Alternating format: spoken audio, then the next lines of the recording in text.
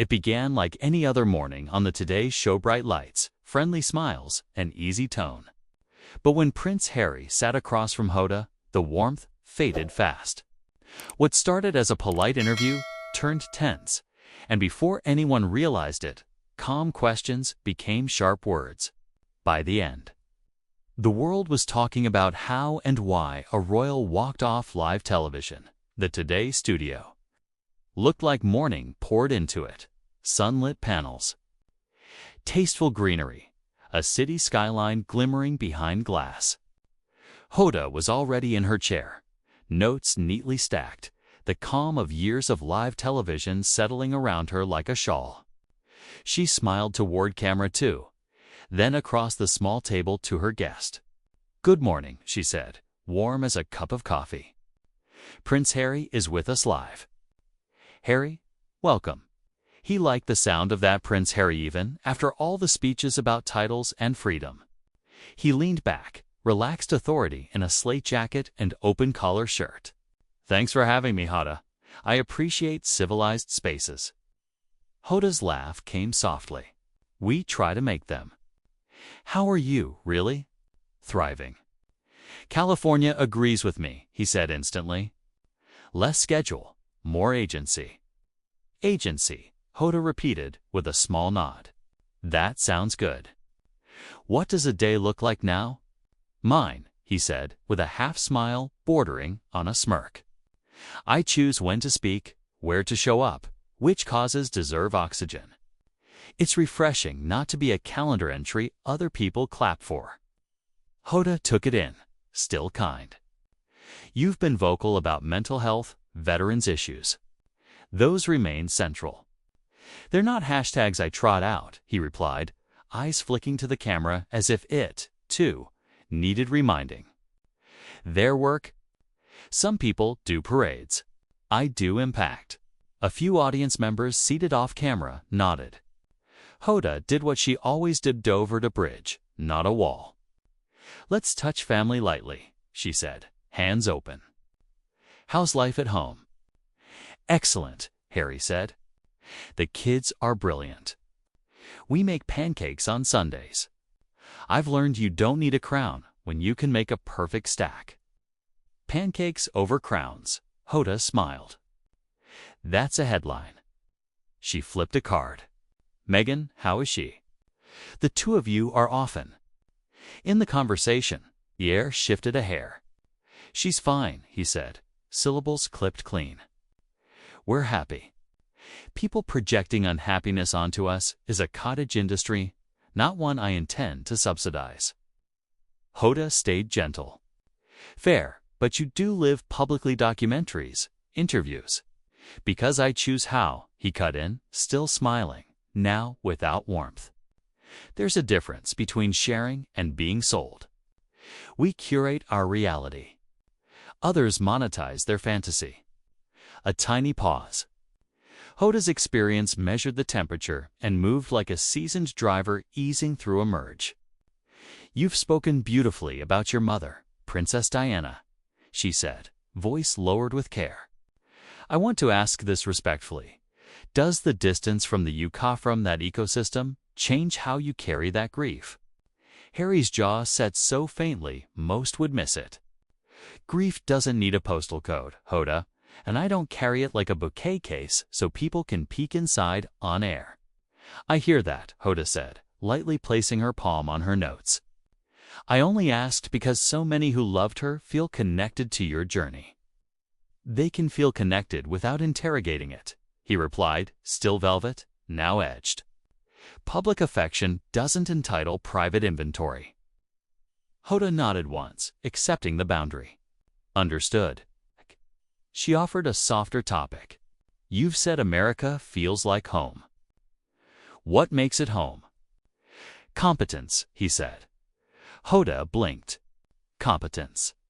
He let the word hang. "People here, for all the noise, judge you less by ancestors and more by output. It's lovely. I recommend it." She smiled through the slight sting. "There's a lot of love for you here, that's for sure." She inched forward. "Do you ever miss anything about the UK?" Tradition, ceremony. Marble echoes nicely, he said. That I miss. Not the curators who decide which footsteps are acceptable. Do you see a path to reconciliation? With the institution, whom I speak is between me and them, he said. The calm, now cool. I know audiences love a reunion special. I'm not a series finale. Hoda's eyes stayed kind. Okay, she said, a small smile. I want to ask about purpose again. You've built platforms, books, series, charitable ventures. What's next? I'll announce things when they're real, not when a network needs a tease, he said. The studio's brightness felt a shade dimmer. Hoda let out a gentle chuckle, diffusing. We do love a tease.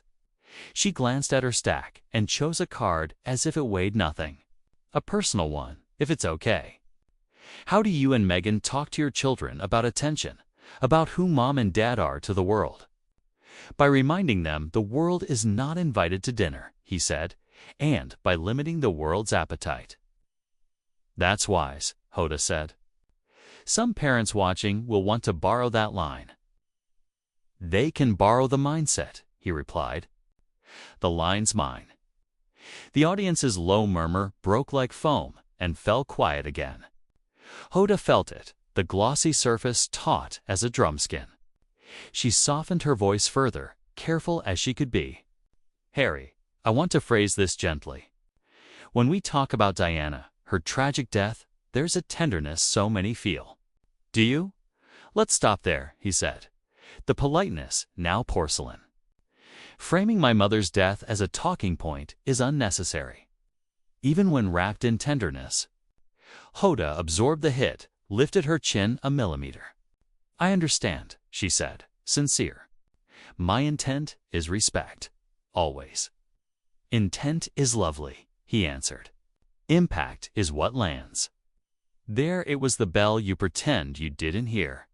Hoda eased back, refusing to tense. Then let's pivot. She smiled. You use the word control often. It can be empowering. It can also be exhausting. Do you ever wish you could just not manage the narrative? I do not manage it, he said. I own it. Owners don't manage, they decide. And when people disagree with the decisions, they'll live, he said simply. So will I. The crew behind glass exchanged the kind of glances only veterans trade. Hoda set her cards down altogether now. Hands open on the table. Harry, you're clearly passionate about drawing lines. This is your chance to draw one with your own pen. What's the question you wish interviewers would stop asking? He thought for a beat enough to suggest magnanimity.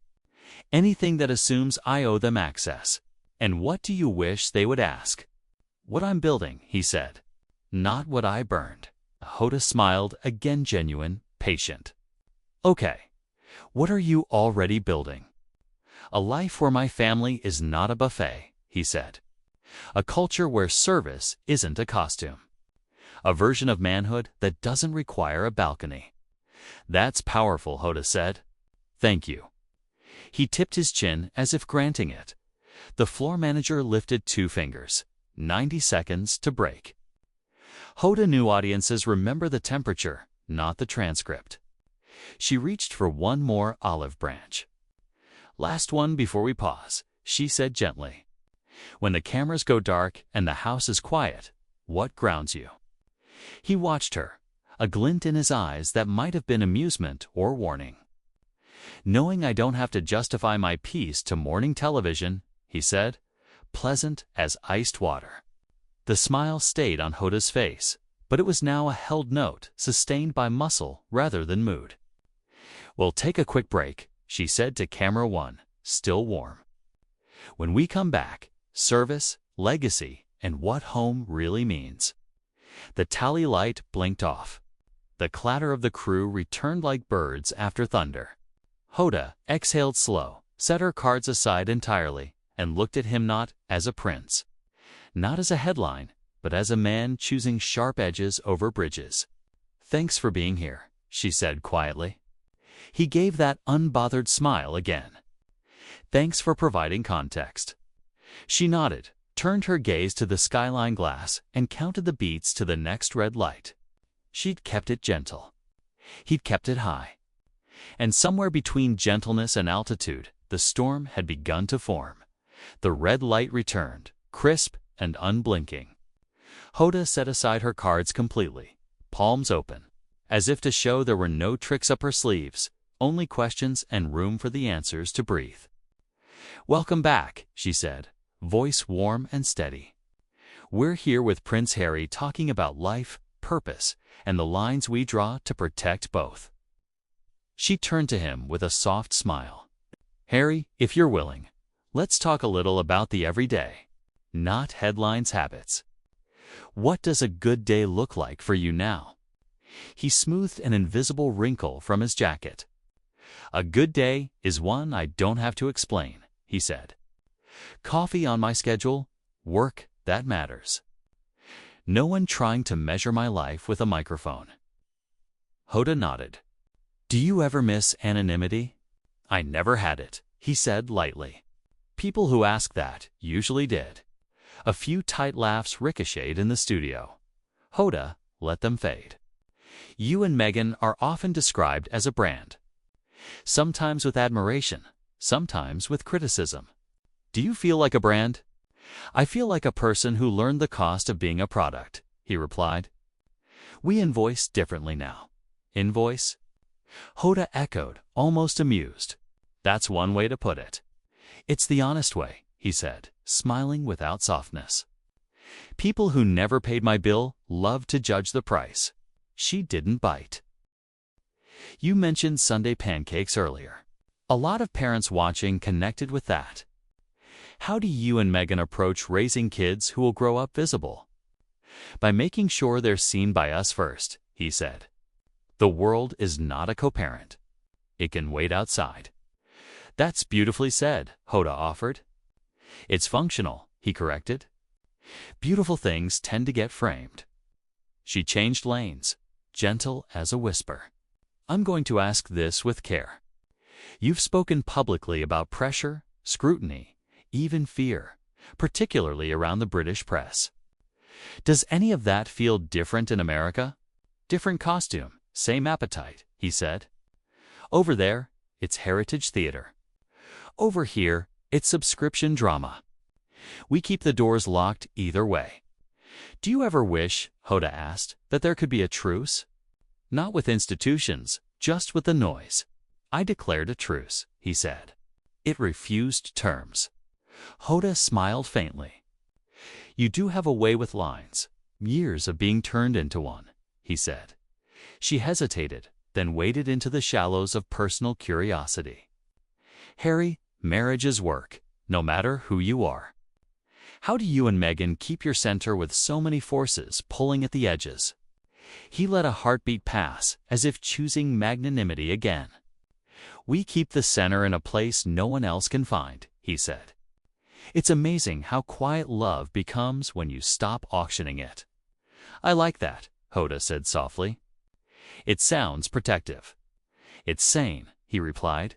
"Protective would imply a threat. I don't hand threats that compliment." She absorbed the sting, then continued. "There are rumors, always, that suggest strain. I'm not asking you to address them point by point. But for those who worry, who care, strangers are not stakeholders." He cut in, still pleasant, still cold. "Caring at a distance is often entitlement wrapped in empathy. We're fine." Hoda inhaled slowly through her nose, keeping the air warm. "Understood. Let S zoom out, then. A lot of people grew up watching you grow up. They feel rightly or wrongly invested. What would you want them to understand about the man you are now?" "That I'm not a public utility," he said, "and that my evolution doesn't require their permission slips." Her smile held, but her eyes steadied. "When you speak like that, confident, decisive, some hear arrogance. They mistake altitude for attitude," he said. I climbed out of a script. "Breathing different air comes with side effects." "Do you worry, though?" that side effects cost you connection? Hoda asked. You've always connected with people, soldiers, kids, families in crisis. I connect with the people in the room, he said. The internet is not a room. A producer flashed a small time cue.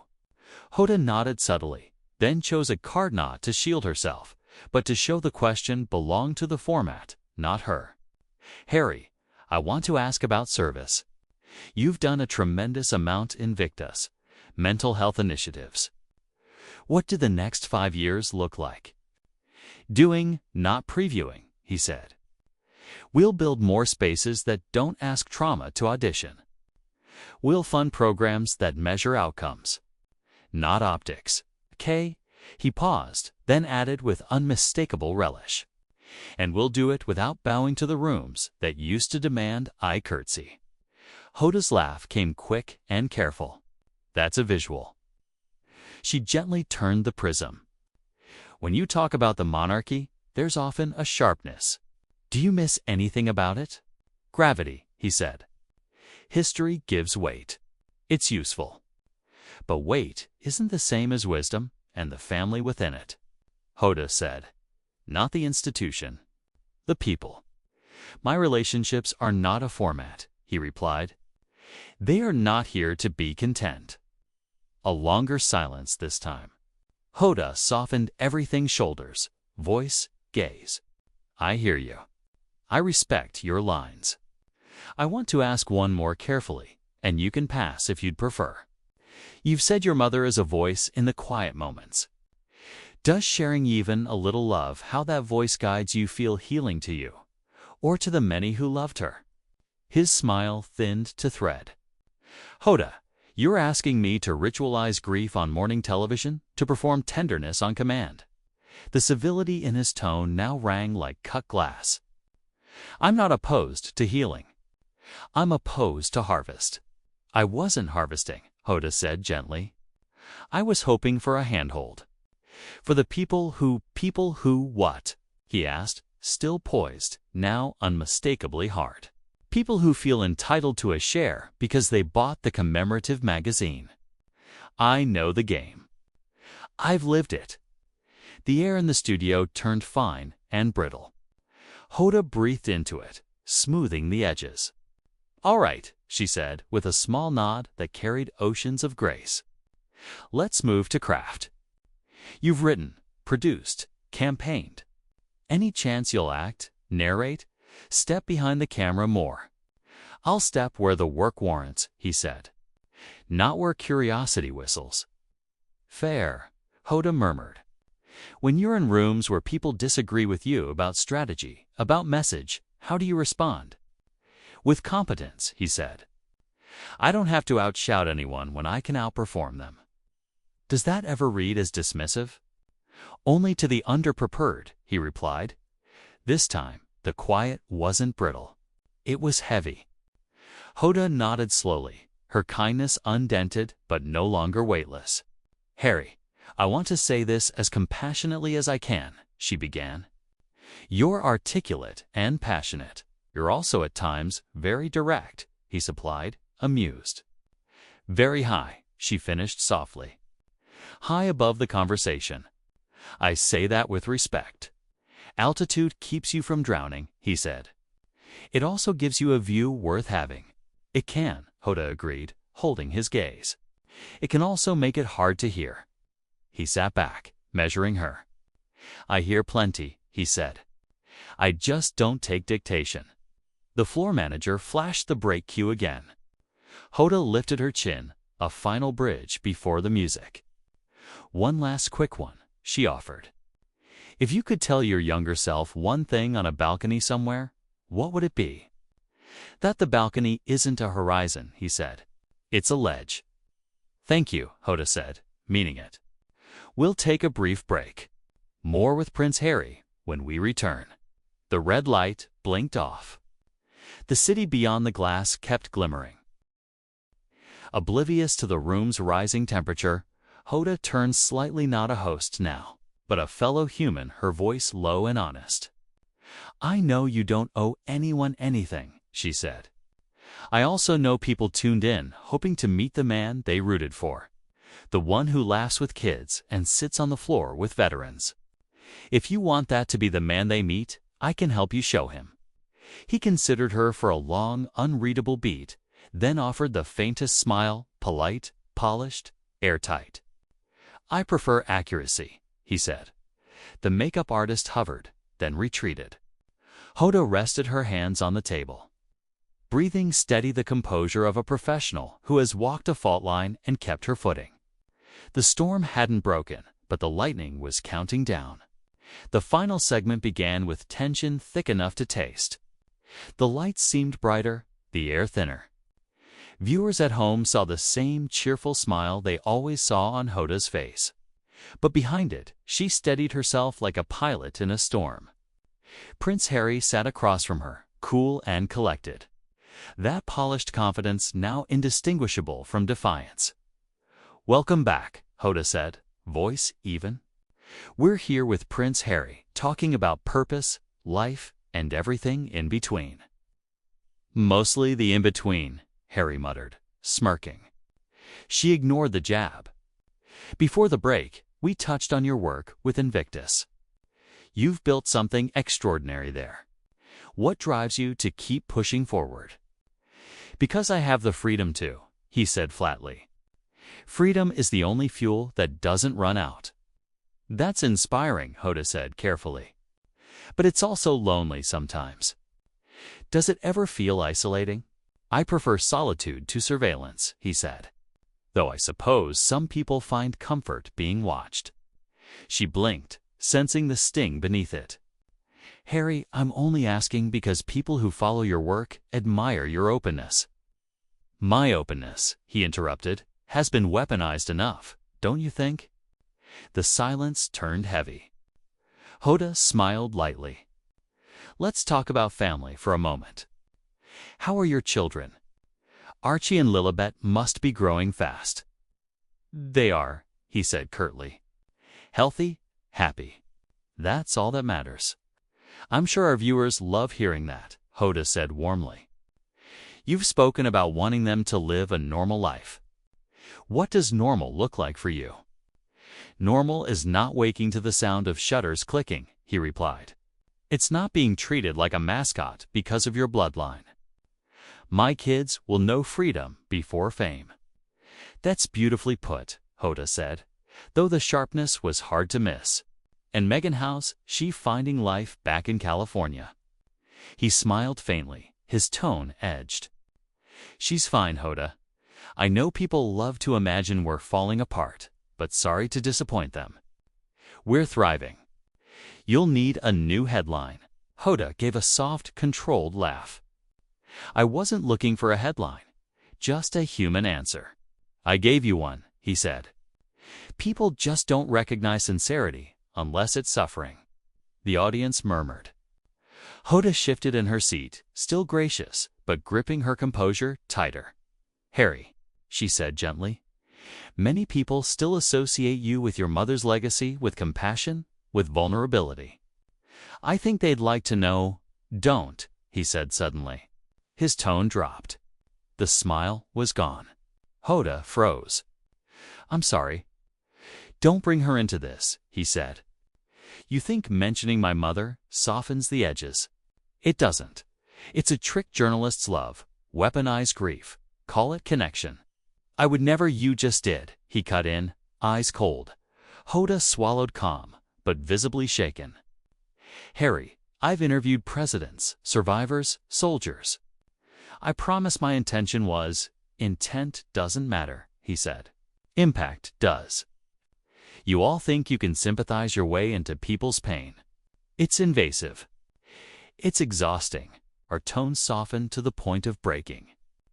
"I hear you, but you have to understand when people see you speak about her, it gives them strength. They feel, then let them get therapy," he said sharply. Gasps rippled across the studio. The air turned electric. Even the camera operators traded startled looks. Hoda drew a steady breath, her voice trembling slightly. "That's a hard thing to say on live television." "It's an honest one," he replied. She nodded once, eyes glistening not with tears, but disbelief. Honesty is good, but kindness costs nothing. He leaned back, crossing one leg. And false humility costs a career. I prefer the expense of truth. That did it. The warmth in Hoda's eyes flickered out. When she spoke again, her tone remained measured, but the edge was unmistakable. You know, Harry, she began quietly, I've hosted thousands on this program, artists, leaders, people who've lost everything. And not once have I been spoken to with this kind of arrogance. He raised an eyebrow, almost amused. Maybe they had better questions. Her breath hitched, but she didn't flinch. Or maybe they had better manners. The audience froze. You're sitting before millions, Hoda continued. People who've supported you, empathized with you, believed in you, and what you've shown them tonight isn't strength. It's entitlement. Harry's expression darkened. You don't know me, Hoda. I know enough, she said firmly. You grew up with everything: wealth, access, opportunity, and now you're lecturing the world about hardship while living in a mansion in Montecito. You talk about freedom, but you've turned your privilege into a performance. Careful, he warned, jaw tight. I am being careful, she said. I was raised to respect people, even when they make it difficult. But I'm also someone's mother, someone's daughter. And I won't sit here and be sneered at by a man who's never learned that humility isn't a loss of power. The silence was crushing. Harry stood abruptly, pulling off his microphone. You know what, Hoda? I don't need this. I don't need you turning my life into your morning therapy session. She rose to calm, unwavering. And I don't need guests who confuse honesty with hostility. He turned toward the exit, voice dripping with disdain. You wanted drama. Congratulations, you've got it. She called after him, tone steady but final. You wanted control, Harry, and you just lost it. The door closed behind him with a heavy thud. The cameras kept rolling. Hoda took a slow breath, turning to the audience. Her composure returned. Her professionalism was absolute. To our viewers, she began softly, I want to apologize. This isn't the kind of conversation we wanted to share with you today. Sometimes, even with the best intentions, things take a turn. But I stand by my team, by this platform, and by the belief that respect should always have a place at the table. The audience, uncertain but supportive, began to clap. Hoda gave a tired smile. We'll be right back. The red light faded to black. For a long moment, the studio was silent except for the faint hum of the lights overhead, the echo of a conversation that had crossed every line. And that's how it ended, a royal storm on live television. Prince Harry walked off. Hoda stood her ground.